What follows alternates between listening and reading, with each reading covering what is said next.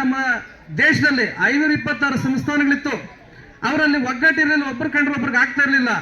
ಆ ಒಂದು ಕಾಲದಲ್ಲಿ ಬೇರೆ ಪರಕೀಯರು, ಬ್ರಿಟಿಷರೆಲ್ಲ, ಫ್ರೆಂಚರು ಬಂದಿದ್ರು, ಡಚ್ಚರು ಎಲ್ಲರೂ ಬಂದಿದ್ರು. ಇವ್ರು ಯಾಕೆ ಬಂದ್ರು ಅಂತಂದ್ರೆ ನಮ್ಮ ದೇಶದಲ್ಲಿ ವ್ಯಾಪಾರ ಮಾಡೋದಕ್ಕಾಗಿ ಬಂದ್ರು. ಅಂತ ಸಂಪದ್ಭರಿತವಾದ ರಾಷ್ಟ್ರವನ್ನು ಆಳೋದಕ್ಕಾಗಿ ಅವರು ಪ್ಲಾನ್ ಮಾಡ್ಕೊಂಡು 250 ವರ್ಷಗಳು ಆಳಿದ್ರು. ಮೊಬೈಲ್ ಬಗ್ಗೆ ನಾನು ಹೇಳ್ತೀನಿ, ಅದೊಂದು ಮಹಾ ಗ್ರಂಥನೇ ಅಂತ ಹೇಳ್ತೀನಿ ನಾನು. ಶಿಕ್ಷಣವೇ ಶಕ್ತಿ, ನಿಜಾನೇ ಶಿಕ್ಷಣನೇ ಶಕ್ತಿ ದೇಶದಲ್ಲಿ. ಹಳ್ಳಿ ಉದ್ಧಾರ ಆದ್ರೆ ತಾಲೂಕು ಉದ್ಧಾರ, ತಾಲೂಕು ಉದ್ಧಾರ ಅಂದ್ರೆ ದೇಶ ಆಗುತ್ತೆ, ದೇಶ ಅಂದ್ರೆ ಹಾಗೆ ನಮ್ಮ ಭಾರತ ದೇಶನೇ ಉದ್ಧಾರ ಆಗುತ್ತೆ. ನಿಮಗಾಗಿ ನೀವು ಓದಿ, ನಿಮಗಾಗಿ ನೀವು ಓದ್ಬಿಟ್ಟು ನಮ್ಮ ಸಾರ್ ಹೇಳ್ದಂಗೆ ಯಾರಿಗೂ ಹೊರೆ ಆಗೋದು ಬೇಡ. ನಿಮಗಾಗಿ ನೀವು ಬದುಕಿ. ನಮ್ಮ ದೇವ್ರ ತಿಂಗಳಲ್ಲ 6 ತಿಂಗಳು ಬೆಂಕಿ ಉರಿಬೇಕಾದ್ರೆ ಎಷ್ಟು ಮಹಾನ್ ಗ್ರಂಥಗಳು ಸುಟ್ಟೋದ್ರು. ಒಬ್ಬ ಮನುಷ್ಯನ ಕೈಯಲ್ಲಿ ಒಂದು ಒಳ್ಳೆ ಗ್ರಂಥ ಇದೆ ಅಂದ್ರೆ ಒಳ್ಳೆ ಫ್ರೆಂಡ್ ಇದ್ದಂಗೆ. ಈ ದಿವಸ ನಿಮ್ಮ ಮಗದಲ್ಲೆಲ್ಲ ಒಂಥರ ನಗು ಇದೆ.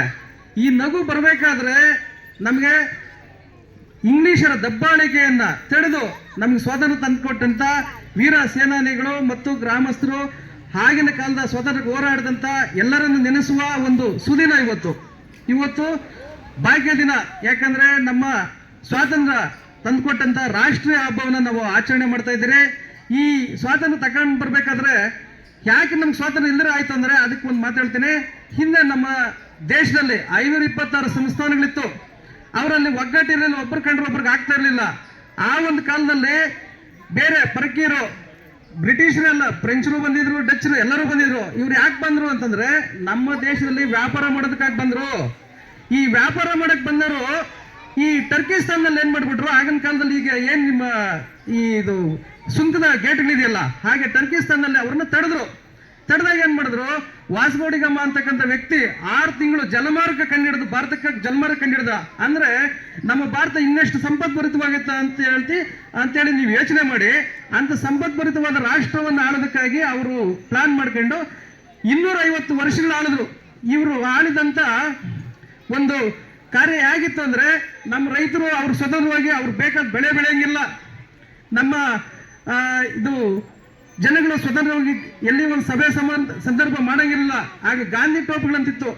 ಆ ಗಾಂಧಿ ಟೋಪ್ನೆಲ್ಲ ಒಂದ್ ಕಡೆ ಹಾಕಿ ಸುಟ್ಟಾಕ್ಬಿಡ್ತಾರೆ. ಜಾಲಿಯನ್ ವಾಲಾಬಾಗ್ ಹತ್ಯಾಕಾಂಡ ಬಗ್ಗೆ ನಾನು ಏನು ಹೇಳ್ಬೇಕಾಗಿಲ್ಲ, ನೀವೆಲ್ಲ ಸುಮಾರು ಇತಿಹಾಸದಲ್ಲಿ ಓದಿರ್ತೀರಾ. ಆದ್ರೆ ಈ ಒಂದು ಸಂದರ್ಭದಲ್ಲಿ ಇನ್ನೂ ಹೇಳೋದು ಜಾಸ್ತಿ ಇದೆ, ಆದರೂ ಸಮಯ ಅಭಾವದಿಂದ ಒಂದು 2 ಮಾತು ಹೇಳ್ತಾ ಇದ್ದೀನಿ. ನಮ್ಮ ಅದ್ವಿತೀಯ ಕಾಲೇಜ್ ಸ್ಟೂಡೆಂಟ್ಸು ತೋರಿಸಿದ್ರು ಮೊಬೈಲ್ ಬಗ್ಗೆ ನಾನು ಹೇಳ್ತೀನಿ, ಅದೊಂದು ಮಹಾ ಗ್ರಂಥನೇ ಅಂತ ಹೇಳ್ತೀನಿ ನಾನು.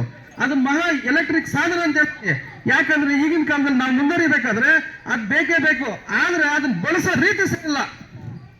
ಅದರಲ್ಲಿ ಇವತ್ತು ಸರ್ ಎಂ ವಿಶ್ವೇಶ್ವರಯ್ಯ ಬರವಣಿಗೆ ಇರ್ಬೋದು, ಐಸಾಕ್ ನ್ಯೂಟನ್ ಇರ್ಬೋದು, ಅದ್ಯಾಕೆ ನಮ್ಮ ಫ್ಯಾಬ್ರಿಕೇಶನ್ ಮಾಡೋದು ಏನ್ ಟೆಕ್ನಾಲಜಿ ಅಂತ ತೋರಿಸ್ತದೆ. ನಮ್ಮ ಬೆಳೆ ಬೆಳೆಯೋದು ಯಾವ ಬೆಳೆಗೆ ಏನ್ ಮಾಡ್ಬೇಕು ಅನ್ನೋದನ್ನ ಅದು ತೋರಿಸದೆ. ಗೂಗಲ್ ಸರ್ಚ್ ಸಾಕು ಎಲ್ಲ ತೋರಿಸದೆ. ಅಷ್ಟೇ ಯಾಕೆ, ಒಂದು ಅಡಿಗೆ ಮಾಡ್ಬೇಕಂದ್ರೆ ಮೊದಲನೇ ಕಾಲದಲ್ಲಿ ಯಾವ್ದಾದ್ರು ಒಂದು ತಿಳಿದಿರ್ತಕ್ಕಂಥ ಕೇಳಬೇಕಾಗಿತ್ತು. ಈಗೇನು ಒಂದು ಕಜ್ಜಾಯ ಪಾಕ ತೆಗಿಬೇಕಾದ್ರೆ ಹೇಳಿ ನೀವು ಗೂಗಲ್ ಹೇಳಿ ತೋರಿಸುತ್ತೆ. ಅದನ್ನ ಅದೇ ರೀತಿ ಬಳಸ್ಕೊಂಡು ನಮ್ಮ PDO ಸರ್ ಹೇಳಿದ್ರು, ಶಿಕ್ಷಣವೇ ಶಕ್ತಿ, ನಿಜಾನೇ ಶಿಕ್ಷಣನೇ ಶಕ್ತಿ ದೇಶದಲ್ಲಿ. ಆ ಶಿಕ್ಷಣ ಇಲ್ಲಂದ್ರೆ ಯಾರೇನು ಮಾಡೋಕ್ಕಾಗಲ್ಲ. ಅಂದ್ರೆ ಒಂದು ಗುರಿ ಇರ್ಬೇಕು ಮನುಷ್ಯನಿಗೆ, ನಿಜ. ಆ ಗುರಿ ಇಟ್ಕೊಂಡು ನೀವೆಲ್ಲ ಮುಂದುವರೆದು ನಮ್ಮ ದೇಶ ಸಂಪತ್ತಾಗಬೇಕು. ನಮ್ಮ ಪ್ರಿನ್ಸಿಪಲ್ ಸರ್ ಹೇಳಿದ್ರು ಹಳ್ಳಿ ಉದ್ಧಾರ ಆಗ್ಬೇಕು. ನಮ್ಮ ಗಾಂಧೀಜಿಯವರು ಆ ಕಾಲದಲ್ಲಿ ಕಂಡಿದ್ದು ಅದೇ, ಹಳ್ಳಿ ಉದ್ಧಾರ ಅಂದ್ರೆ ತಾಲೂಕು ಉದ್ಧಾರ, ತಾಲೂಕು ಉದ್ಧಾರ ಅಂದ್ರೆ ದೇಶ ಆಗುತ್ತೆ, ದೇಶ ಅಂದ್ರೆ ಹಾಗೆ ನಮ್ಮ ಭಾರತ ದೇಶನೇ ಉದ್ಧಾರ ಆಗುತ್ತೆ. ಸಾಮಾಜಿಕ ಕ್ಷೇತ್ರದಲ್ಲಿ ಇರ್ಬೋದು, ಟೆಕ್ನಾಲಜಿಯಲ್ಲಿ ಇರ್ಬೋದು, ಧಾರ್ಮಿಕ ಕ್ಷೇತ್ರದಲ್ಲಿ ನಮ್ಮ ದೇಶ ಉದ್ಧಾರ ಆಗಲಿ. ಯಾಕಂದ್ರೆ ಇತಿಹಾಸ ಹೇಳ್ಕೊಂಡು ಕುತ್ಕೊಂಡ್ರೆ ಪ್ರತಿ ವರ್ಷ ಅದೇ ಹೇಳೋದಲ್ಲ. ನೀವು ನಿಜವಾಗಿ ನಿಮ್ಮ ಓದಿನ ಕಡೆ ಗಮನ ಕೊಡಬೇಕು. ನೀವು ಯಾರಿಗಾಗಿ ಓದೋದಲ್ಲ, ನಿಮಗಾಗಿ ನೀವು ಓದಿ. ನಿಮಗಾಗಿ ನೀವು ಓದ್ಬಿಟ್ಟು ನಮ್ಮ ಸಾರ್ ಹೇಳ್ದಂಗೆ ಯಾರಿಗೂ ಹೊರೆ ಆಗೋದು ಬೇಡ. ನಿಮಗಾಗಿ ನೀವು ಬದುಕಿ. ನಮ್ಮ ದೇಶದ ಸಂಪತ್ತು ಪ್ರಪಂಚ ಮಟ್ಟದಲ್ಲಿ ಹೋಗ್ಬೇಕು.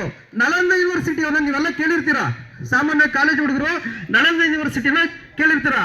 ಆಗಿನ ಕಾಲದಲ್ಲಿ ಈಗ ಇಂಗ್ಲಿಷ್ನವ್ರು ಆಳಿದ್ದು ನಮ್ಮನ್ನ 250 ವರ್ಷ, ಆಗಿನ ಕಾಲದಲ್ಲಿ ಮೊಘಲರು ನಮ್ಮನ್ನ ಆಳಿದ್ದು 850 ವರ್ಷ.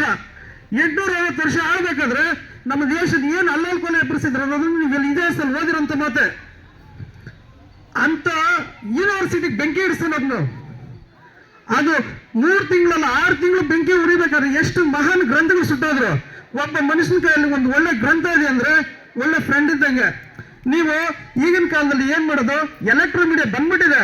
ಅದನ್ನ ಸರಿಯಾದ ರೀತಿಯಲ್ಲಿ ಬಳಸ್ಕೊಂಡು, ಆ ಮೊಬೈಲ್ ಅನ್ನು ಬಳಸ್ಕೊಂಡು ನೀವು IAS ಬೇಕಾದ್ರೆ ಮಾಡಬಹುದು. ಎಷ್ಟೋ ಕ್ಯಾಂಡಿಡೇಟ್ಸ್ PDO ಎಕ್ಸಾಮ್ ಬರ್ದಿರೋದು ಮತ್ತೆ SP ಎಕ್ಸಾಮ್ ಬರ್ದಿರೋದು ನಾನು ಕೇಳಿದ್ದೀನಿ, ನಾನು ಯೂಟ್ಯೂಬಲ್ಲಿ ನೋಡಿದ್ದೀನಿ. ಮೊಬೈಲ್ ಬಳಸ್ಕೊಂಡೆ ಎಷ್ಟೋ ಈಗ PUC ವಿದ್ಯಾರ್ಥಿಗಳು ಅವ್ರು ಇಂಜಿನಿಯರಿಂಗು ಡಾಕ್ಟ್ರಿ ಅಲ್ಲ, ಅವ್ರು ಯಾವುದೇ ಕ್ಷೇತ್ರದಲ್ಲಿ ಹೋಗ್ಲಿ ನಿಮ್ಮ ಕಾಲ ಮೇಲೆ ನೀವು ನಿಂತ್ಕೊಂಡು ಬದುಕೋದನ್ನ ಕಲಿಬೇಕು ಅಂತೇಳಿ ಈ ಒಂದು ಸಂದರ್ಭದಲ್ಲಿ ನಾನು ನಿಮ್ಮೆಲ್ಲ ಎಲ್ಲರಿಗೂ ಶುಭ ಕೋರ್ತಾ ನಿಮ್ಮ ಕಾಲ ಮೇಲೆ ನೀವು ಸ್ವತಂತ್ರವಾಗಿ ಬದುಕಿ ನಮ್ಮ ದೇಶ ಸಂಪತ್ತಾಗಿ ಅಂತ ಹೇಳ್ಬಿಟ್ಟು ಈ ಒಂದು ಸಮಯಾಭಾವದಿಂದ ಈ ಒಂದು 2 ಮಾತುಗಳನ್ನು ಇಲ್ಲಿಗೆ ಫುಲ್ ಸ್ಟಾಪ್ ಆಗುತ್ತಾ ನನ್ನ ಶುಭೋದಯ ಅಂತ ತಿಳಿಸುತ್ತಾ ನಿಮ್ಮೆಲ್ಲರಿಗೂ ವಂದನೆಗಳನ್ನು ಹೇಳ್ತಾ ಇದ್ದೀನಿ. ಜೈ ಹಿಂದ್, ಜೈ ಕರ್ನಾಟಕ. ಮತ್ತೆ